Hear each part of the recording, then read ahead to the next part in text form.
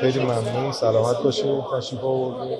شرکت راهبران سبز آنوش با دو برند اسپینو و تالو ما تولید کننده انواع ترشیجات، شوریجات، زیتون، خیارشور و انواع زیتون‌های پرورده تو سبد کالامون هستش. ما دو برند اسپینو و تالو انواع محصولات سوپرمارکتی و انواع محصولات هورکایی شامل محصولات تک نفره، زیتون وا هسته، زیتون بی هسته و انواع محصولات پرورده و انواع ترشیجات تک نفره مخصوص هورکاها و سازمان‌ها و محصولات سوپرمارکتیمون هم انواع محصولات شیشه شامل زیتون‌ها، ترشی‌های روغنیمون شامل اسپانیایی، یونانی، بلغاری، مدیترانه‌ای.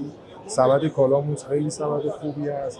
ما تقریباً 80% استان‌ها رو کاور کردیم و داریم نماینده‌های خوبی رو جذب می‌کنیم. امسال خیلی نسبت به سال‌های گذشته بهتر بود و بازدید کننده‌های زیادی اومده بودن. تونستیم خیلی خوب ببریم روند و جلو و نماینده‌های خوبی جذب کنیم. تو بحث صادرات هم از کشورهای مختلفی وارد نمایشگاه شدن. تو این مبحث میتونید چند تا مثل قطر، بحرین، امارات، سودان، کانادا و روسیه نماینده‌های خوب اومدن تو نمایشگاه. انشالله بتونیم که باشون یه همکاری قرارداد صحبت‌های انجام شده که بعد نمایشگاه انشالله بتونیم با هم یه میتینگی داشته باشیم که بتونیم این روند رو به نحو احسن ببریم.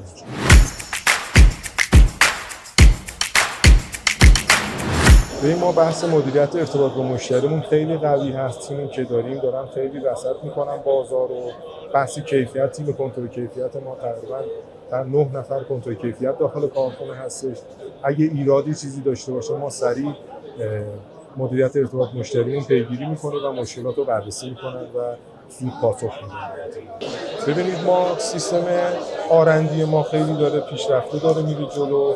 اگه یه جا کسری داشته باشیم، اگه لیبلامون، اگه اون کاتالوگمون مشکل داشته باشه، بچه‌ها به روز دارن میرن جلو و کار رو دارن به نحو احسن دارن انجام میدن که بتونن این کار فرآیند رو به خوبی انجام بدن. به سختی داریم این کار رو انجام میدیم ولی سعی میکنیم از رقبا عقب نمونیم و اون محصولاتی که مورد نیازمون هست رو تامین کنیم. ببینید در سال وقتی تو نمایشگاه ما عرفمون امسال خیلی شکیل‌تر نسبت به سال‌های گذشته انجام دادیم و مشتریان میان وقتی این محصولات رو دارن میبینن کلاً یه دید بازتری میان جلو و استقبال خیلی بهتری دارن.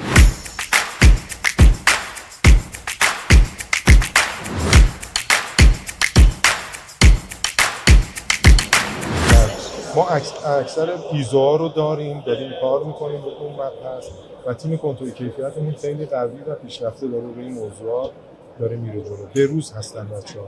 ما محصولات جدید داریم. این محصول جدیدی که زدیم لوتینیتزا یه محصول خیلی جدید هستش و توی بازار ایران هنوز نتونستن این محصول رو تولید کنن. اجازه دارم محصول رو نشون بدم بهتون. محصول خیلی جدیدی هست و داخل ایران ما اولین تولید کننده این محصول هستیم. ببینید مسئولین باید همکاری کنم و ما تولید کننده هستیم. باید یه سری چالش‌ها، یه سری موانع ورود هست. اینا رو از دودو شما بردارن. تولید کننده داره زحمت میکشه تو بازار، داره هزینه میکنه، سرمایه میذاره اون موضوع. یه ذره کمک کنن، سختگیری‌ها رو کمتر کنن، بتونن تو بحث صادرات خیلی زود ورود پیدا کنیم. ما الان صادر داریم. بله. تو ما قبل جنگ به قطر، بحرین، امارات، اردن، امارات وضعیتی که پیش اومده آیا باز هم به کشورهای خلیج حاشیه اونجا رو فعلا نداریم ولی نقطه رو عوض کردیم سمت روسیه، سمت کانادا، استرالیا، اینا رو داریم الان ما بار می‌کنیم.